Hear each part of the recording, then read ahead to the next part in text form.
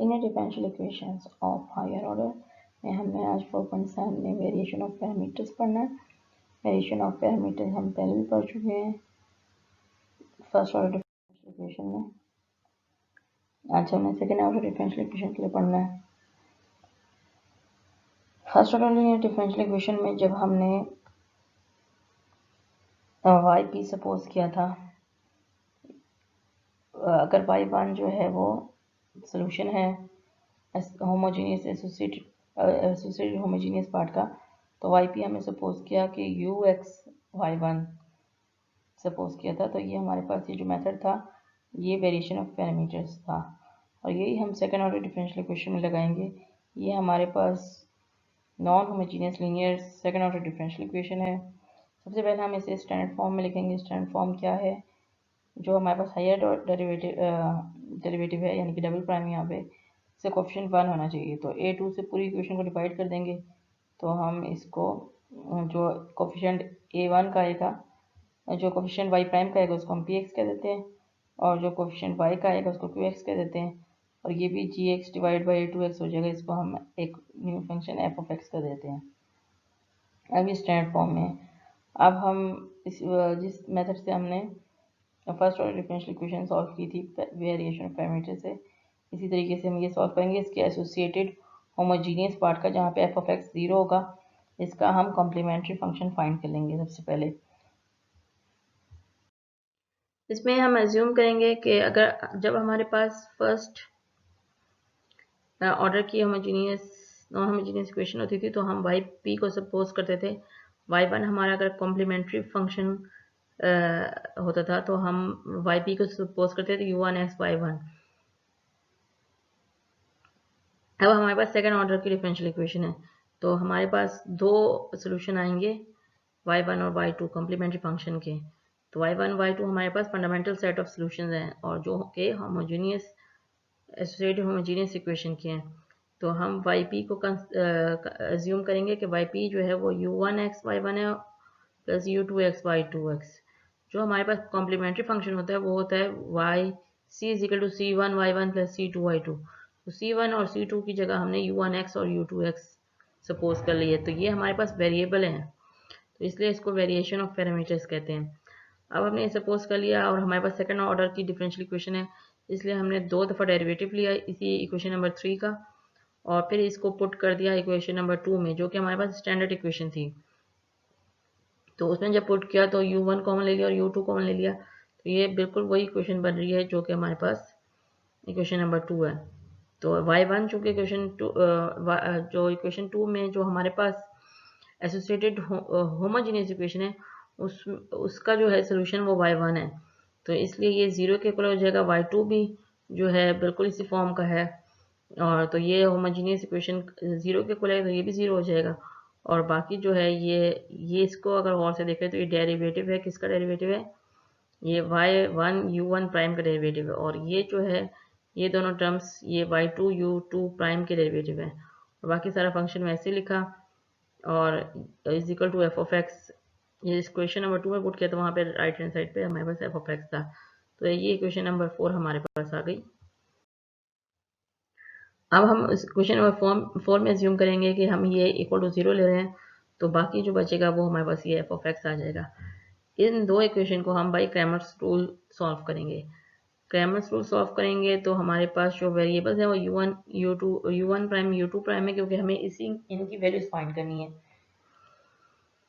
तो जो इनके कोफिशिएंट है y1 y2 और y1 प्राइम y2 प्राइम, इसकी जो हमारे पास मैट्रिक्स है उसका डिटरमिनेंट नॉन जीरो होना चाहिए। क्रैमर्स रूल ये कहता है, तो ये नॉन जीरो ही होगा क्योंकि ये y1 y2 असल में फंडामेंटल सेट ऑफ सॉल्यूशंस है होमोजेनियस पार्ट के। तो और नीचे सेकंड रो को देखें तो उसमें इसके डेरिवेटिव्स हैं, तो ये w जो है असल में व्रॉन्स्कियन है y1 y2 का फंडामेंटल सेट ऑफ सॉल्यूशंस का। तो ये हमने पीछे थ्योरम पढ़ा हुआ है 4.4 में कि अगर फंडामेंटल सेट ऑफ सॉल्यूशंस हो तो उनका व्रॉन्स्कियन जो होता है वो नॉन जीरो होता है for all x in the interval, तो इसलिए ये नॉन जीरो है। और इसी तरीके से हम w1 जो कि क्रैमर्स रूल में जो कि आपको u1 प्राइम का की वैल्यू देता है वो w1 ओवर w होता है। तो w1 क्या होगा, वो फर्स्ट कॉलम में हम ये b जो है यानी कि ये कांस्टेंट जो है 0 एफ ऑफ एक्स की वो वैल्यू पुट कर देंगे डब्ल्यू में, और बाकी दूसरा कॉलम वैसे ही रहेगा। इसी तरह W2 कैसे आएगा, W1 का कॉलम वैसे ही रहेगा, और जो सेकंड कॉलम है उसमें 0 एफ ऑफ एक्स की वैल्यू पुट कर देंगे तो W2 आ जाएगा। तो इस तरीके से हमारे पास U1 प्राइम और U2 प्राइम की वैल्यू मिल जाएंगी। फिर हम इन दोनों को U1 प्राइम और U2 प्राइम को इंटीग्रेट करेंगे तो हमारे पास U1 और U2 की वैल्यू आ जाएगी, और फिर हम इसमें पुट कर देंगे YP में, तो हमारे पास वाई पर्टिकुलर सोल्यूशन आ जाएगा। और फिर हम जनरल सोल्यूशन जो होता है complementary function plus particular solution होता है तो उसमें पुट करेंगे, तो हमारे पास नॉन होमोजीनियस का इक्वेशन का जनरल सोल्यूशन आ जाएगा। अब हायर ऑर्डर इक्वेशन के लिए हमने क्या करना है, अभी मैंने सेकंड ऑर्डर की बात की थी, वो भी हायर ऑर्डर है, तो अगर उससे भी आगे हो तो हम क्या करेंगे, तो हम कंसिडर करते हैं कोई भी हमारे पास nth ऑर्डर की non homogeneous linear differential equation है, तो जब हमारे पास जब कॉम्प्लीमेंट्री फंक्शन फाइंड करेंगे तो वो भी हमारे पास n ही आएंगे। तो फिर n आएंगे तो हम जहाँ जहाँ कांस्टेंट है वहाँ हम u1x u2x इसी तरह मेरे पास un(x) सपोज कर लेंगे, और इसमें n डेरिवेटिव है तो हम nth ऑर्डर की इक्वेशन है तो n डेरिवेटिव लेंगे हम। फर्स्ट डेरिवेटिव इस तरह से करते करते n-1 डेरिवेटिव हमने ले लिए, n डेरिवेटिव लेके इसमें पुट करेंगे, और फिर इसी तरीके से इन सबको 0 एज्यूम करेंगे तो लास्ट वन को f ऑफ x एज्यूम करेंगे। फिर यहाँ पे भी वैसे प्राइमस रूल अप्लाई होगा और हमारे पास u के प्राइम की वैल्यू आ जाएगी। सपोज करें हमारे पास n इक्वल टू 3 है तो भाई 3 सोल्यूशन होंगे, y1 y2 y3, तो हम yp को सपोज कर सकते हैं u1 y1 plus u2 y2 u3 y3, और इस तरीके से हमारे पास ये 3x3 की हमारे पास ये 3-4 मैट्रिसेस आ गई, और इस तरीके से u1 प्राइम u2 प्राइम और u3 प्राइम की वैल्यू आ जाएंगी, और आगे हम u1 u2 इनको इंटीग्रेट करेंगे तो u1 u2 u3 की वैल्यू आ जाएगी, और yp हमारे पास आ जाएगा। तो इस एक्सरसाइज 4.1 में जिसमें हमने वेरिएशन ऑफ 4.7 जिसमें हमने वेरिएशन ऑफ पैरामीटर्स पढ़ा है इसमें, और जो 4.4 में हमने पढ़ा था अनडिटरमिन्ड कोएफिशिएंट, इन दोनों एक्सरसाइजेस में हमने linear higher order linear non homogeneous differential equation का जनरल सोल्यूशन फाइंड किया। ठीक है, तो फर्क दोनों में क्या है, वेरिएशन ऑफ पैरामीटर जो है वो मोर जनरल है। क्यों, उसकी वजह ये है कि वहाँ जो अनडिटरमिन्ड कोएफिशिएंट था वहाँ रिस्ट्रिक्शन थी। एक तो रिस्ट्रिक्शन ये थी कि इसमें कांस्टेंट कोएफिशिएंट होने चाहिए, और दूसरी रिस्ट्रिक्शन ये थी कि पोलिनोमियल्स होने चाहिए, एक्सपोनेंशियल फंक्शन होने चाहिए, या फिर साइन कोसाइन। जबकि वेरिएशन ऑफ पैरामीटर्स में ऐसी कोई रिस्ट्रिक्शन नहीं है, तो ये ज़्यादा जनरल है। इसके अलावा इसके कांस्टेंट कोएफिशिएंट की भी ज़रूरत नहीं है, वेरिएबल कोएफिशिएंट के लिए भी वेरिएशन ऑफ पैरामीटर्स का मेथड यूज हो सकता है। ठीक है, तो ये मोर जनरल है। अब एक एग्जांपल के तौर पे एक एक्सरसाइज का क्वेश्चन है, क्वेश्चन नंबर 19, ये हम सॉल्व कर लेते हैं। इसमें ना सिर्फ इसको वेरिएशन ऑफ पैरामीटर से सॉल्व करना है बल्कि वो इंटरवल भी फाइंड करना है जहाँ पे जनरल सोल्यूशन डिफाइंड है। तो ये हमारे पास सेकंड ऑर्डर की डिफरेंशियल इक्वेशन है। सबसे पहले इसको स्टैंडर्ड फॉर्म में लिखें। 3 जो है वो डबल डेरिवेटिव का कोएफिशिएंट है, 3 से डिवाइड करते पूरी इक्वेशन को, तो यहाँ कोएफिशिएंट 1 हो जाएगा। तो ये स्टैंडर्ड फॉर्म हो गई इक्वेशन 1। अब जो इसका होमोजीनियस पार्ट है यानी कि इसको 0 ले लें तो ये बन जाती है इक्वेशन। होमोजीनियस पार्ट का हम सोल्यूशन फाइंड करते हैं। इसके लिए सबसे पहले ऑक्सिलरी इक्वेशन निकालते हैं। y डबल प्राइम की जगह m स्क्वायर आ गया, -2 y प्राइम की जगह m आ गया, और प्लस 10 इज इक्वल टू 0। इसको सॉल्व करेंगे क्वाड्रेटिक इक्वेशन से। क्वाड्रेटिक इक्वेशन इसको क्वाड्रेटिक फार्मूले से सॉल्व करेंगे। -b plus minus square root of b square minus 4ac divide by 2a। तो हमारे पास जो सोल्यूशन आ गए वो कॉन्जुगेट कॉम्प्लेक्स कॉन्जुगेट्स आ गए। तो कॉम्प्लीमेंट्री फंक्शन हमारे पास क्या हो जाएगा, c1 e पावर x, यहाँ पे 1 आ गया, और cos 3x यहाँ पे 3 आ जाएगा, plus c2 e power x sin 3x। ठीक है, ये किस तरह हम लिखते थे complementary function, c1 y1 plus c2 y2। तो इसका मतलब y1 हमारे पास e power x cos 3x के बराबर है, और y2 हमारे पास e power x sin 3x के बराबर है। ठीक है, अब यहाँ से हम सपोज करेंगे अपना पर्टिकुलर सोल्यूशन। पर्टिकुलर सोल्यूशन हमारे पास हो जाएगा u1x y1 plus u2x y2। ठीक है, अब हम डायरेक्ट यहाँ पे व्रॉन्स्कियन फाइंड करते हैं अपने फंडामेंटल सेट ऑफ सॉल्यूशंस का, और फिर हम कैमर्स रूल अप्लाई करते हैं। तो व्रॉन्स्कियन फाइंड किया हमने y1 y2 y1 prime y2 prime, तो हमारे पास ये y1 की वैल्यू पुट की, y2 की वैल्यू पुट की, ये दोनों जो हैं प्रोडक्ट ऑफ टू फंक्शंस हैं, तो फिर हम यहाँ पे प्रोडक्ट रूल लगाएंगे डेरिवेटिव का। तो e पावर x का डेरिवेटिव e पावर x हो गया, cos 3x वैसे लिखा, और फिर e पावर x वैसे लिखा, और cos 3x का डेरिवेटिव -3 sin 3x हो गया। इसी तरीके से यहाँ पे भी इसी तरीके से हमने e पावर x का डेरिवेटिव e पावर x लिखा, sin 3x वैसे लिख दिया, प्लस e पावर x वैसे लिख दिया और sin 3x का डेरिवेटिव 3 cos 3x हो गया। फिर यहाँ पे डिटरमिनेंट फाइंड करना है 2 क्रॉस 2 मैट्रिक्स का, तो मेन डायगोनल की एंट्री मल्टीप्लाई होती है, ये इसके साथ मल्टीप्लाई हो गया और माइनस ऑफ डायगोनल की एंट्रीज मल्टीप्लाई हो गई, ये दोनों मल्टीप्लाई हो गया। सिंप्लीफाई करें, आखिर में ये cos square 3x plus sin square 3x हो गया, ये 1 के इक्वल होता है और ये हमारे पास 3 e पावर 2x हो गया। x की कोई भी रियल नंबर पुट करेंगे ये कभी भी 0 नहीं होगा, तो वॉन्स के हमारा नॉन 0 हो गया। अब इसी तरीके से W1 निकाला, ये जो हमारे पास मैट्रिक्स थी डिटरमिनेंट था W का, उसमें फर्स्ट कॉलम में 0 और f ऑफ x डाल दिया और फिर इन दोनों को मल्टीप्लाई किया तो ये 0 हो गया और इन दोनों को मल्टीप्लाई किया माइनस, तो ये आ गया। फिर W2 के लिए हमने पहला कॉलम W का वैसे ही रहने दिया और दूसरे कॉलम में 0 और f ऑफ x डाल दिया, फिर इसको मल्टीप्लाई किया इसके साथ तो ये आ गया और इन दोनों को मल्टीप्लाई किया तो 0 आ गया। W1 W2 भी हमारे पास आ गया। अब V1 प्राइम किसके इक्वल होता है, W1 ओवर W के, तो W1 की वैल्यू पुट की, डिवाइड बाय W पुट किया, सिंप्लीफाई किया, ये आ गया और इसी तरीके से W2 ओवर W किया, ये आपके पास ये आ गया। अब हमारे पास U1 प्राइम आ गया, U2 प्राइम आ गया। अब U1 मालूम करने के लिए हमने इसको इंटीग्रेट कर दिया विद रिस्पेक्ट टू x, क्योंकि ये x का फंक्शन है, U1 भी x का फंक्शन था। तो हम यहाँ पे नीचे cos है, ऊपर साइन है, तो साइन को cos में कन्वर्ट कर देंगे। साइन स्क्वायर 3x को हम लिख सकते हैं 1 माइनस कॉस स्क्वायर 3x। इन दोनों को सेपरेट किया, cos 3x को ऊपर ले गए तो secant 3x हो गया।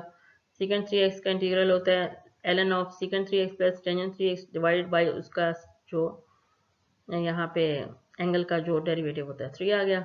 और फिर यहाँ पे cos 3x का इंटीग्रल क्या होता है, sin 3x डिवाइड बाई 3, ठीक है। 1/9 बाहर था, उसके साथ मल्टीप्लाई कर दिया, हमारे पास ये आ गया। यहाँ हमने क्या किया, कांस्टेंट ऑफ इंटीग्रेशन नहीं लिखा, तो उसकी रीज़न क्या है, उसकी रीज़न अभी सामने आएगी, अभी मैं आपको बताती हूँ। अभी U2 प्राइम भी हमने इसी तरीके से फाइंड कर लिया, 1/9 बाहर निकाल दिया और sin 3x का इंटीग्रल हो गया minus cos 3x divide by 3, ये आ गया। अब YP जो है पर्टिकुलर सोल्यूशन में हमने ये दोनों वैल्यूज पुट कर दी, इसकी भी पुट कर दी, U1 की U2 की भी पुट कर दी, Y1 और Y2 की पुट कर दी। यहाँ मैंने आपको बात की थी कांस्टेंट ऑफ इंटीग्रेशन की। अगर यहाँ हमारे पास कांस्टेंट ऑफ इंटीग्रेशन लिख दें, फर्स्ट करें U2 के साथ मैंने C लिख दिया, ठीक है, तो क्या होगा जब आप यहाँ पे पुट करेंगे, एक तो U2 Y2 हो जाएगा और दूसरा आपके पास हो जाएगा C Y2। तो कॉम्प्लीमेंट्री फंक्शन में पहले ही C Y2 मौजूद है, तो एक हमारे पास C2 Y2 आ गया और यहाँ पे C Y2 आ गया, तो इन दोनों को जब कंबाइन करेंगे तो आप C3 Y2 कह देंगे। तो इस वजह से मतलब उससे कोई फ़र्क नहीं पड़ता, एक ही टर्म आ जाती है, एक कांस्टेंट मल्टीपल ही आ रहा है Y2 का, तो बार बार लिखने की क्या ज़रूरत है। इसलिए हमने जो है यहाँ पे दोनों के साथ कांस्टेंट ऑफ इंटीग्रेशन नहीं लिखे है। देखें जनरल सोल्यूशन की मैं बात करी थी, जनरल सोल्यूशन में हमें यहाँ पे भी ऑलरेडी ये आ रहा था और फिर ये फिर दोबारा आ जाता C Y2, इसलिए नहीं लिखा। तो जनरल सोल्यूशन हमारे पास क्या होता है, complementary function plus particular solution. Complementary function जो हमने पीछे निकाला था वो पुट कर दिया और जो पर्टिकुलर सोल्यूशन आया था वो पुट कर दिया। अब यहाँ पे देखें ये पॉजिटिव में आ रहा है, वही वैल्यूज यहाँ पे नेगेटिव में आ रही है, तो ये दोनों कैंसिल हो गए और ये हमारे पास जनरल सोल्यूशन आ गया। यहाँ पे जनरल सोल्यूशन हमारे पास आ चुका है non homogeneous second order linear differential equation का। तो यहाँ पे जो इम्पोर्टेंट बात मैंने बतानी थी, ये हमारे पास जनरल सोल्यूशन है और इम्पोर्टेंट बात मैंने क्या बतानी है, इम्पोर्टेंट बात ये बतानी है कि इस एक्सरसाइज में कुछ ऐसे क्वेश्चंस हैं जिसमें इनिशियल वैल्यू प्रॉब्लम या बाउंड्री वैल्यू प्रॉब्लम फाइंड करना है। तो जब आप ये सारा सॉल्व कर लें, आपके पास जनरल सोल्यूशन आ जाए, तो तब आपने यहाँ पे इनिशियल कंडीशन पुट करनी है। इस पर इनिशियल कंडीशन पुट करें, अगर डेरिवेटिव है तो इसी जनरल सोल्यूशन का डेरिवेटिव लेकर उसमें पुट करें, ठीक है। बाउंड्री कंडीशन है तो 2 पॉइंट्स दिए हुए होंगे तो इसी जनरल सोल्यूशन में आपने पुट करनी है, ठीक है। तो ये क्योंकि क्वेश्चन बहुत लेंथी है, मैं आगे नहीं कर रही हूँ, बस आपको लोगों को समझा रही हूँ कि आपने जनरल सोल्यूशन में वैल्यूज पुट करनी है, ठीक है। अच्छा, अब कौन सा पॉइंट रह गया था, वो इंटरवल फाइंड करना था जहाँ पे जनरल सोल्यूशन डिफाइंड है। तो ये बिल्कुल इसी तरीके से है कि आप इक्वेशन नंबर 2 जो आपके स्टैंडर्ड फॉर्म में है उसको देखेंगे, उसकी Px जो कि y प्राइम का कोफिशिएंट है, Qx जो कि y डबल प्राइम का कोफिशिएंट और f ऑफ x जो कि आपके पास राइट हैंड पे फंक्शन था इक्वलिटी के बाद, उन सबको देखना है कि वो सारे तीनों जो हैं वो कहाँ पे कॉन्टिन्यूस है, ठीक है, वो इंटरवल फाइंड करना है। तो इक्वेशन 1 को अगर आप देखें तो इक्वेशन 1 को देखें तो -2 पी वाई प्राइम का कोफिशिएंट है, 10 जो है वाई का कोफिशिएंट है, और e raise power x over 3 जो है वो आपके पास एफ ऑफ एक्स है, साथ उसके टेंजेंट एक्स भी है। ठीक है, लेकिन ये तीनों जो हैं ये तमाम रियल नंबर्स के लिए कॉन्टिन्यूस होते हैं हमेशा।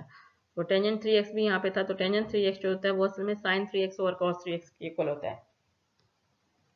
तो अगर ये डिनोमिनेटर में आ रहा है cos 3x, अगर जहाँ पे ये जीरो हो जाएगा वहाँ ये वैल्यू अनडिफाइंड हो जाएगी और फिर ये फंक्शन डिसकॉन्टिन्यूस हो जाएगा। तो टेंजेंट एक्स 3x जो है वो कुछ वैल्यूज पे डिसकॉन्टिन्यूस हो जाता है, कहाँ पे, जहाँ पे cos 3x जीरो हो जाता है। तो अब हम देखते हैं कि cos 3x जीरो कहाँ पे होता है, तो इस तरफ मैंने 3x लिख दिया, और वो कौन सी वैल्यूज है जहाँ पे cos जीरो होता है, वो होता है ऑड मल्टीपल ऑफ पाई/2। ठीक है, ऑड मल्टीपल ऑफ पाई/2 पे होता है। तो यहाँ मैंने एक ब्रैकेट एक्स्ट्रा लगा दिया, तो ये रिमूव कर दीजिएगा। ऑड मल्टीपल ऑफ 5/2 पे हो गया, फिर हमारे पास 3 यहाँ डिवाइड कर दिया तो 6 हो गया। तो ये असल में ऑड मल्टीपल ऑफ 5/6 पे ये जो है डिसकंटिन्यूअस हो रहा है। तो जनरल सोल्यूशन में हमारे पास वो सारे इंटरवल्स बनेंगे जिसमें सारे रियल नंबर्स आ जाएंगे जिनमें ये वैल्यूज ना हो। तो एक इंटरवल जो है हमारे पास वो क्या होगा, वो x होगा -π/6 से π/6 पे। ठीक है, यहाँ से हमने π/6 भी इंक्लूड नहीं किया और π/6 भी, -π/6 भी इंक्लूड नहीं किया, π/6 भी इंक्लूड नहीं किया। तो ये एक हमारा इंटरवल है जिसमें ये जनरल सोल्यूशन डिफाइंड होगा।